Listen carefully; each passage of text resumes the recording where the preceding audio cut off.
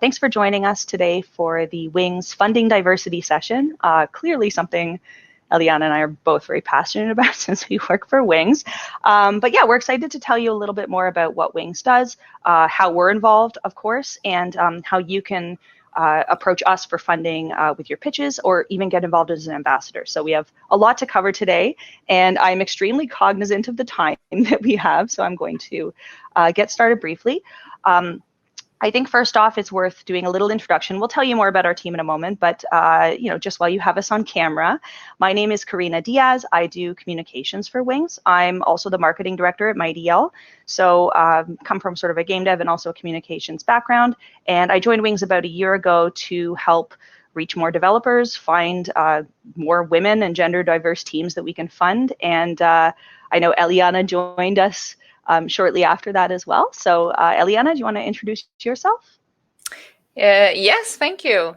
Yes, I actually joined very recently, isn't it? Like a month ago, a little bit over a month ago. Feels much longer, though, for sure. So yeah, as Karina said, my name is Eliana. I am the developer relationships at Wings. And apart from Wings, I also work at Game Habitat, which is a game development hub in southern Sweden, and also their co-working space for game developers called DevHub. So where I'm the COO. And I guess I will let you talk more about the rest of the team.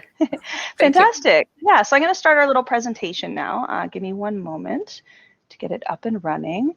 And I believe you can still see us at the bottom of the screen here. So there's still real people managing this presentation. But I think we want to shine a spotlight on some of the developers and awesome people that we work with at Wings. So we'll put this presentation front and center. As I mentioned, today's presentation is about funding diversity. We started Wings quite a while ago. Really, it was inspired by the situation around COVID and cancellations for GDC. We, sort of realized that a lot of game developers were being put out financially, and certainly that women and gender marginalized developers have a tougher time securing money in the first place. So it was potentially, an even greater impact to some of them. But all teams who were affected were able to apply to the GDC Relief Fund, which is a great initiative. Tons of industry partners stepped up to donate funds, and those funds were allocated to hundreds of game dev teams all over. In the process, we again sort of saw the highlighted need for women and gender diverse teams to not only be recognized, and obviously there's great festivals like the Women in Games Festival where we can all get together and collaborate, but that we also needed to put some real dollars behind those teams. And investing in those teams is one of the best ways, I think, to secure a diverse future for the games industry. We know the industry has struggled with this, and we actually know that we can make an actionable difference by putting money behind these teams and their projects, not only to fund diversity in terms of the talent, but also in terms of the games that come from that talent. So we know that diversity is creativity. We have seen this, I think, time and time again in the games industry. The more different and unique the perspective, certainly the more interestingly, that translates into the game project and the game experience. There's also a lot of talent that remains untapped. So our job is to invest in teams where women and marginalized developers hold key positions. So typically not, some smaller contract role, but a meaningful and significant contribution to the project, or in some cases, the actual team leads. Our decisions are mostly driven by consideration of the project. So we don't necessarily fund studios. We're specifically interested in bringing the game itself to market. And our decisions are driven by a team of really awesome women from across the games industry and gender diverse leaders who understand not only how to approach these game dev teams, but also how to assess their needs and look at their projects and really consider whether they're, sort of a high potential game that would have good success in the marketplace. And in that case, we want to put money behind it. I do think it's worth trying to highlight a little bit about how Wings is different from a publisher. We get asked this question a lot, and at Wings Interactive, I think we do present to some degree as a publisher because we do offer a lot of resources to developers, but we are a little bit different in that we always try to put the developers first. So sustainability of their studio is pretty much the first and foremost importance to us. We want to help their project get to market, but we also want it to be successful, and we want them to be able to go on and do more things in the industry. That's kind of the whole point. So I do think that part of why we fund up to $500,000, which is in some cases an early stage investment. It's, games can cost a lot more than that to make, but it is intended to help them get to the next round or level in order to bring that game to the marketplace. So they may be meeting with industry partners. They may even be working with a publisher in addition to Wing's investment. But our job is really to make sure that we can get that project to a place where basically they can benefit from it as a studio. So a developer first approach for us looks, for example, like revenue share from the first dollar, making sure that the studio maintains complete creative control and really control over the future of their studio. Again, try to empower some of those women and gender diverse teams to become leaders in the future. And I think also ensuring that the IP rights are retained, which is something that publishers often use as a negotiation chip. And that's not necessarily a bad thing, but part of, again, what we want to do at Wings is give some of these otherwise marginalized voices a louder space in the industry and allow them to own it. So that part is quite important to us. The other thing that's a little bit different, I think, for Wings, and this may depend on your experience with publishers, but we really try to keep the process simple for application. And I know Eliana will speak a little bit more to that at the end of our presentation. So we'll talk about how to apply, and it really is designed to be a simple process. Also, if you're not entirely ready to apply, but your pitch sort of needs some feedback, that's also something that we're always open to. So I'll let her discuss that a little bit more. We obviously like to bring our developers lots of opportunities beyond just the money and the guidance that we want to give them in spending that money. We actually have a wonderful core team. So in addition to myself and Eliana, our co-founders, Audrey LaPrince and Petter Hedrickson, are very well-established game developers, but also well-connected. So they have quite a few resources that we can pool and bring into our team in order to assist our developers. In some cases, that's platform relationships, access to dev kits. We work with teams all over the world on an incredibly diverse global level, which means in some areas it can be very difficult for those teams to even access Nintendo or Valve or PlayStation or Microsoft. So sometimes it's the connections that we're bringing. Audrey is very involved in Women in Games France. She also founded Game Bakers, which is a wonderful studio. Check out Haven if you haven't. Petter is also extremely motivated to uplift and really highlight women and gender marginalized developers. So as a co-founder, he's really helped us to push the initiative forward. And he is the founder of Landfall, so he also is worth checking out. I mentioned myself. We also have another person named Alice who helps us with operations. And Eliana, I know you introduced yourself, but I wouldn't mind if you took a moment just to maybe explain your role a little bit. It is a newer role that we've hired for, and it's one that we've really tried to create with our developers in mind. So the idea of putting developers first is really central to the developer relations role. I guess, Eliana, do you want to kind of explain what you do? Sure, let's see. I guess it's the first time that we're going to publicly talk about it. But yes, as you said, as Corina said, yes, Wings put the developers first. So there was this need to have a dedicated person to give them support and also to empower them in that mission for success. So basically, I think in sum, you can see like my role as a developer perspective that are going to be your point of contact. So from the first contact when you apply for us, so when you receive your application, throughout all the selection committee process, and then the development of the game, all the way to release and after as well. So it's like throughout your whole journey with us, like we want to keep in touch even after you release the game. We welcome you to the community. You stay in touch with everyone else at Wings and all the developers that we supported before as well. So basically, I guess the things that normally help the developers with is general questions about services, also with introductions to key partners. So as Corina said, it's quite valuable to use our network for if you want an introduction to get deals with Nintendo, Xbox, PlayStation, GOG. So of course we have this network that can make it easier to introduce, but then we just introduce and hand it to you so you can make all the decisions and make sure that you hold all your business agreements and connections there will help you in the future as well on your next games. Also, we try to help with knowledge. So, we fund developers from students, to experienced developers.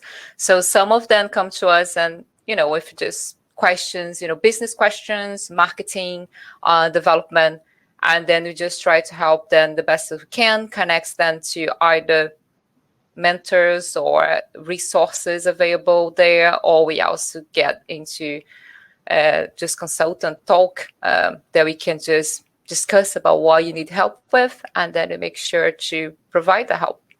So yeah, as Corina said, we are not a publisher, but we still try to help as much as we can and be there in the way with you. So we support self-publishing, but you're not doing that alone. So you can count with our expertise and network to help you there. Exactly. And now you can see why we needed to bring someone like Eliana onto the team. We try to offer quite a lot. So, one of the reasons why this is still very, very important to us and why we're trying to give so much support for these developers is that the industry is still not where it needs to be. When it comes to diversity, it still is something that requires active attention and active funding in order to make change. We are not seeing the change happen organically, and I think we've all come to understand that diversity is something that will help our industry, not just to be better, but it's actually very profitable and it actually reaches more people. Similar to accessibility, it's something that has become more of a focus for business lately, and we just want the industry to start reflecting some of those necessary criteria for success. So, recent state of the industry survey, which is done by GDC every year, saw a 1% increase in women year over year in game development. That's very nice. They also opened up a non-binary category this year. So it's possible that, some of those 3% who identified as non-binary this year in the past chose some other gender identification or perhaps didn't answer. So it's great to, first of all, notice that the survey even asked that question. That's very important. But now we can start to measure it and again, start to set some goals for how much change we want to see. There have been a few surveys that have suggested up to 30% of game developers are women, but that's still abysmal. I mean, we all know that the gender breakdown, in terms of the population is nowhere near that. And we also know that the reason that there are probably fewer women in game dev is, the lack of women entering STEM. There's a huge correlation between, the push for women to explore STEM careers and the interest in more technical careers, under which I would include game development, even animation, and some of those other assets to a game studio. So we want to see more game developers identifying as non-cishet men. I think it's as simple as that. And that's, again, simply understanding that the industry certainly needs to change, would benefit from change, and as much as it is a feel-good and important moral cause, it actually is a very good business case as well. Mostly all the decision-making teams when it comes to funding are men. And that, again, is, I think, just a historical standard that exists and is changing. But something that we've also worked really hard at Wings is making sure that it is women and gender marginalized leaders who are making our funding decisions and helping us to scout and act as ambassadors or, advisory committee members to Wings. I think that will naturally result in more women and gender diverse teams being funded. It's sort of a recognizing value in yourself and in others when you see it. I think it's also worth mentioning that, this is not a problem that is new to the industry, but it's a problem that is keenly felt behind closed doors and is sort of only being brought to light now. So Tanya Short, if you're not familiar with Kit Fox Games, wonderful studio out of Montreal, worked with them at PAX West on Boyfriend Dungeon. And, they met with a lot of people to pitch Boyfriend Dungeon, many publishers. And unfortunately, meeting with all male teams actually resulted in a lot of pushback, and it was difficult. So as you can see from Tanya's quote here, it did really discourage her, made her doubt herself as a creator, which is incredible to someone like me who admires Tanya so much, but it shows you that there's really talented people in the industry who maybe through lack of opportunity or frustration through what opportunities were made available, just simply felt like they weren't being heard. And that, you know, that lack of representation, is really what ended up costing them potentially, you know, some amazing deals in the end. Now, if you haven't played Boyfriend Dungeon yet, it's available. It's got pretty good reviews. I certainly recommend checking it out. They definitely were able to bring it to market. But yeah, we can't really know what projects never make it to market because the creators get discouraged when they're meeting with teams that don't show diversity and representation or an interest in diversity and representation. So again, one more reason for Wings to exist. Another reason for Wings to exist is that there is a lot of investment interest in games, whether it's sort of venture capitalists or different sort of financial institution bursaries and grants and all kinds of government funding even. You know, there's quite a lot of investment being put into games, but a lot of it does not make its way to women or gender marginalized people, which is not only unfair, but as I mentioned, kind of tragic. There's certainly games that we're missing out on because of it. So, you know, a couple quick stats, you know, less than 1% of VC funds go to female founding teams. The perception or otherwise is that they're not going to do as well with the money, I suppose.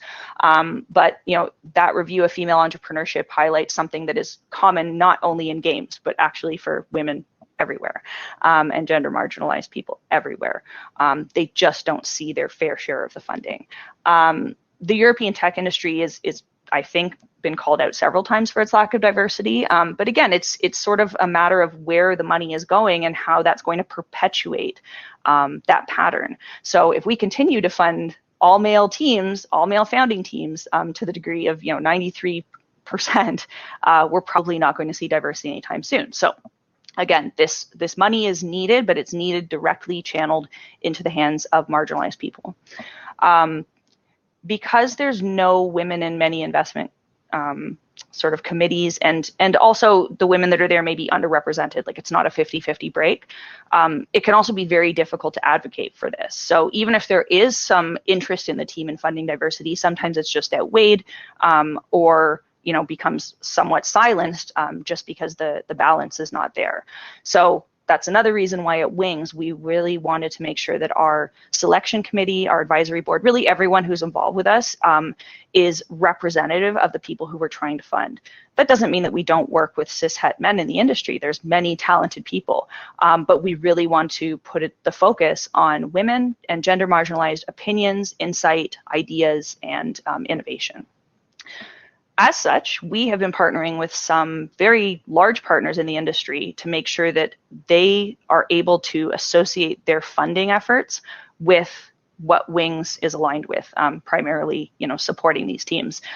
So most recently, we partnered with Riot Games, basically to the tune of $1 million to get that money right into the hands of people selected by Wings, vetted by our selection committee, and, you know, again, representing those women or gender diverse teams that we're so eager to see thrive in the marketplace. I will say that we've had lots of support from industry partners, and it's not easy to reallocate funds or to trust an entity like Wings to you know, sort of give those funds out. So I think full credit to our industry partners. It's something that they're trying to make good on, and I really feel strongly that with their support, Wings can not only fund more people, but again, sort of connect the industry to this notion that diversity and creativity is high value and you know, basically the way to go for games. And I think more people are believing that every day. Our evaluation board, which I've mentioned on several occasions during this call, is just a phenomenal group of talented people. And I definitely want to take the time to highlight some of them. We do rotate our board. So that's not to say that these are the exact people who would see your game when you pitch. And please know that picking them privately will have no impact whatsoever on your pitch. We all review these things together and in common. But, you know, these are people with not only a lot of experience working with developers and sort of managing teams or even running or founding their own studios, but also a lot of experience in bringing projects to market, both successfully and unsuccessfully. They've had really strong track records, but the insight that they were able to gain along the way, even if their game didn't go massive, is really useful when we're trying to assess, whether a project is viable in the marketplace, whether the team has the resources and, sort of strategy that they need to actually produce and bring a game to life. And then obviously to have the ability to pool insight and ideas into how we can address any problems that team may have. So our evaluation board is just top notch. Most of these women have had great success in the industry. So if you want to look at their history, I encourage you to do it, especially if you look at their companies. We have Gwen Frey from Trump Squad. Lab Rat is their most recent game. Tons of experience, and Gwen's quite insightful when it comes to choosing our games. Mitu Kandahar, Glow Up Games. If you're not familiar with Glow Up Games, again, another great organization worth checking out. Mitu's incredibly supportive of women, really all over the world, and it's just lovely that we have her support too, because she's quite involved. We have Jennifer, and she's Nyam Nyam. If again you're not familiar with these companies, I encourage you to check them out. Grace, who's from Worm Club, Kim Belair, Sweet Baby Inc., Melanie Christin from Atelier 801, Carolina Corpo from 10th Muse, and our newest board member, Paula, from Deconstruct Team. So these women and gender diverse team members meet with us on a regular basis to look at game pitches. And the goal that we have is obviously to assess whether they're appropriate for Wings funding. So we like to make funding decisions readily and quickly and confidently. That is very much helped by having this diverse group of people behind us.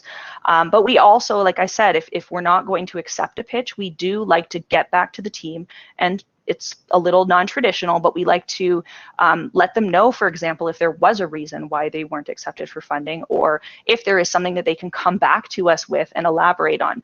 Quite often we get a pitch that we are all very interested in and we see the potential, but there might be some documentation missing. We might need some elaboration on a go-to-market plan.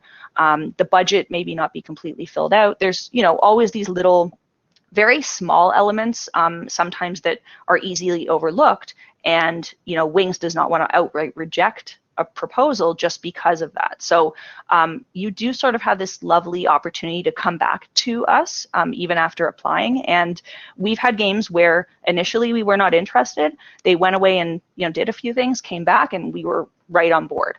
So if you're watching this and you're thinking of applying to Wings, Eliana will talk about the pitch process a little bit more at the end, but don't hesitate if you feel like you're not quite ready. We have an amazing group of people who are going to be reviewing your pitch and potentially giving you some really meaningful feedback.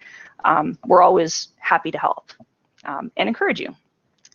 I do want to go over some of the amazing games that we funded. Typically, we don't really talk about Wings in this way, where it's just like wings. We like to actually put the spotlight on our developers. The whole point is to uplift women and marginalized talent in the industry. So I do want to take some time to highlight the games that we've worked with. Now, these are the first 8 games. There's more coming, obviously. Some of these games are already out, some are not. So if you aren't familiar, I recommend checking out every single one of them. Even the ones that aren't out yet, many have demos available. So you'll kind of get a sense of maybe what types of games Wings is looking at, certainly what types of projects these teams are putting out into the industry. And I think, just from some of the feedback that they're getting, you'll also see that people are very interested and excited for them. So Button City, wonderful little cute arcade game, just came out. Later Daters, which is a dating sim that takes place in a retirement home, massively diverse, really wicked funny, from Bloom Digital. Lord Winklebottom Investigates is not out yet, but they do have a demo. A really cool art style and kind of a mystery point and click. Don't Forget Me is an interesting sort of cyber adventure where you dive into the memories of your patients as you treat them and kind of like figure out a murder mystery. Fermi Paradox just came out in early access, so they're still actively adding community events, but that's a really cool game where you basically play God. You are sort of this master overseer of the universe, and you make choices that affect how civilizations evolve and interact with each other. It's a cosmic sim. It's very cool. Cabaret from Persona Theory is a very unique Malaysian folklore game. Awesome music. One of my favorite things about that game. It's charming. And that's, again, sort of a game that represents a very interesting part of the world that we rarely see games from. Illuminaria is not out, but will be making some announcements soon. And Pushy Pulley is one that you can check out. They actually just did a physical release, I believe, on the PS Vita. So they've been out for a while. All of these teams, as you can see, are located all over the world. So we have no geographical boundaries when it comes to applying. They're all also quite different in genre. So you can kind of get a sense here of the types of games that yes, rose to the top, but you can also see that there's not a certain bucket that you need to fit into. At Wings, the common criteria for all of these teams is that they are led by women or gender diverse individuals. They have women or gender diverse individuals in key positions in their team. And obviously, they're working with Wings to bring these games to market. I realize that 250 pitches received number might look scary, but that's just an example of the number of pitches that we've been able to review, the number of people that we've been able to potentially reach back out to and give feedback to. We intend to do many, many more this year. So if you have pitches, send them over. I will talk very briefly about our investment. However, every deal is different, so don't assume that this is what Wings would offer you. We really try to individualize what we offer, but we invest in games up to $500,000. It's project-based, so not studio-based, but project-based. And usually we invest from an early stage demo to advanced production. So it is early stage funding, but it can be very early stage funding. The base terms are usually aligned with, what you would consider developer-friendly publishers, so publishers that are trying to help you retain your rights and grow your studio, basically create a secure future for your career in game development. But our financing funds usually look like about 70% of the game's net revenues. So, we will have terms that obviously recoup our funds, but we try to make sure, again, that there's a rev share from day one. 50% of net revenues between 1 and 2 recoup. If you're not familiar with these terms, we can go through them with you. But this is something that you'll have to consider if you pitch and are accepted. You'll be made an offer. And then after recoup, 30% of net revenue. So this is, I would say, reasonable and perhaps less aggressive than what you'll see from some publishers. Every deal is different. Every studio needs a different deal. But it is nice to know that revenues from all global territories and all platforms apply here, so that we don't require you to do too much tracking and nitpicking when it comes to the deal. Again, we make it as easy as possible. I'm going to throw to Eliana next to let her explain a little bit about sort of the extras that Wings brings. In her role as the developer relations sort of master and controller, she's usually involved in figuring a lot of this out for our team. So Eliana, I don't know if you want to speak to, again, sort of self-publishing and what we offer, and then you can finish off by letting people know how they can pitch. Sure, thank you. It's a funny title now, like Master and Controller. Secret title. So I was also, secret. I was also told that we actually just have 5 minutes, so I'm just gonna have to maybe try to rush. But I guess most of the things we said before, like Corina beautifully mentioned throughout the slides, and I also mentioned in the beginning. So yes, we're not a publisher, but we encourage self-publishing, and we do that because we believe in the devs that we support. Like, we want to support them to go through the self-publishing journey. So we don't offer the marketing, QA and localization that normally you get from publishers, but instead we offer something much better. We offer to support you to grow your studio in a sustainable way and also help your game to succeed. So we don't hire the services ourselves, but we, as I mentioned before, we connect you to the right people. So we connect you to our trusty network of partners who are also in the majority led by women or gender diverse teams. So we introduce you to them, so you build this connection you can take with you in the future for your other games as well. So we also have, as I mentioned before, we do the introductions to partners as like platforms and distribution deals. We also come to you to offer showcase opportunities. It's normally like Corina does that. So we got as well the good relationship with some other events that you see that there is like synergy, and then we tell you about it, and then it's your choice to choose if you want to go together with us or alone. We also meet like every 2 months or so to check on you, like, so you can just tell us what are your biggest issues, your biggest problems, and then you can see how it can help And that is just like as a way to have like a regular catch up. But we are also available in email and Discord, so you can always come to you if you have something, some fire going on that you need help with, as I mentioned before. And most importantly, like you are in touch not only with us, and as Corina showed, like the team's expertise and our board of advisors is all excellent people, and with a lot of good track history and success, but also our other developers. So developers that we are funding right now, developers that we funded in the past. So you keep in touch with the community, and it's a super friendly and awesome community that's always willing to help. So we can learn from each other. So we can learn from the people who are going through the same process, have the same issues, and then you can share experiences. It's a really great network. Afterwards, if you're interested, we can make sure that you have all of our social contacts and things like that, so you can reach out and potentially get involved. Yes. And then jump. Yeah. Lastly, let's talk about how to apply. Yes. Apply. Actually, do apply. So that is a little stamp of their website. So it's like if you just go to our website, inksfund.me, and then you go to apply. There you can have, we have a lot of information. We put together some great resources for you. There's a blog post and there's a FAQ that you can find some templates and some other resources that can help you to understand a little bit more of the information that might be very useful for us. But as Corina said, there is no perfect pitch. You don't need to worry too much.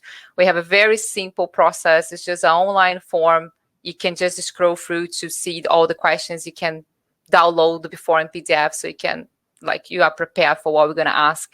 But it's generally just so we can know a little bit more of your vision, the game, and most importantly, know more about your team, the team that's behind everyone that is making the game. What you proud of, how diverse the team is. And then we're generally just looking for cool games, cool games that we can support. And then, as Corina said, if there is something missing, that if the pitch perhaps is something that was not very clear or information that we need, we're just going to talk to you. We're just going to call back and then, hey, can you provide this and that? It's not there is no worry to maybe it was a bad pitch and that's why I got rejected. No, we're going to keep in touch. And then, yes, as Corina also said before, we have $1 million, don't we? So we're actively looking for our projects to fund. Wink, wink. I'm quite bad at winking, so that's what I'm saying. Wink, wink. Thank you. So do apply. There is no restrictions. We are looking for all genres, formats, lengths. Everyone's welcome to apply. I mean, not everyone, but of course, our criteria. Everyone within our criteria. So just to emphasize, which is indie games developed by teams of women and marginalized developers who have key positions in the team. Exactly. So from early prototype to late stage development, that is also not a criteria in that. You just welcome to apply. If you need help just to finish your game with marketing, you just need the extra fund to communicate and do that push. You can apply. And if you're just very early prototype, apply as well. But it's important that you do have a demo, a prototype, so we can understand better your game. And I guess, yes, right. And I guess I can talk a bit about the ambassadors just in the end. So also, yes, you mentioned this ambassadors. This is new. And I know we're just about out of time, but Eliane, if you want to drop the ambassador note real quick, and then we can take questions afterwards. I know. Just email, because we are looking for ambassadors, which is basically, a network of allies and champions in the game industry who believe in Wings' mission. So if you want to get involved, if you want to support us, just get in touch. I think there was a slide there of contact@wingsfund.me. So just get in touch and then we talk more. Exactly. Thank you. We're out of time. So, thank you everyone for joining us. Thank you Women in Games Festival for this opportunity. We look forward to seeing your pitches. We have money. We want to give it to you. We do. Yeah, let's make this industry more diverse with financing. Thanks everyone. Take care. Thank you. Bye-bye. Ciao.